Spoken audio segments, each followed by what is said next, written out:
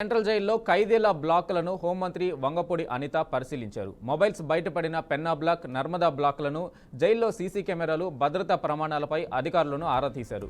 దీంతో పాటుగా జైలు సిబ్బందిపై వస్తున్న ఆరోపణలపై మంత్రి వివరణ కోరారు. అనంతరం ఖైదీల సమస్యలు అడిగి తెలుసుకుని గంజాయి, సెల్ ఫోన్ జైలులో అనుమతించకుండా అధికారులు కఠినంగా వ్యవహరించాలని, వీటి విషయంలో తప్పు చేసిన వారిని వదిలే ప్రసక్తే లేదని స్పష్టం చేశారు. మరోపక్క జైలులో వెలుగు చూసిన గంజాయి మొక్క ఘటనపై ఇప్పటికే జైలులో అధికారులను తొలగించామని ఆమె చెప్పారు.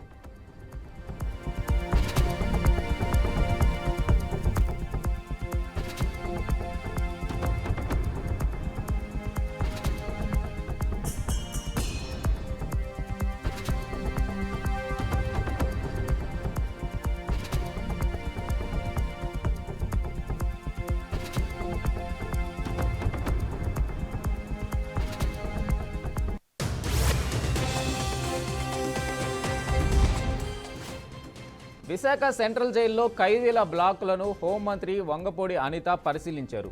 మొబైల్స్ బయటపడిన పెన్నా బ్లాక్, నర్మదా బ్లాకులను, జైల్లో సీసీ కెమెరాలు, భద్రతా ప్రమాణాలపై అధికారులను ఆరా తీశారు.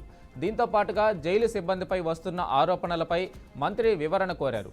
అనంతరం ఖైదీల సమస్యలు అడిగి తెలుసుకొని గంజాయి, సెల్ ఫోన్ జైలులో అనుమతించకుండా అధికారులు కఠినంగా వ్యవహరించాలని, వీటి విషయంలో తప్పు చేసిన వారిని వదిలే ప్రసక్తే లేదని స్పష్టం చేశారు.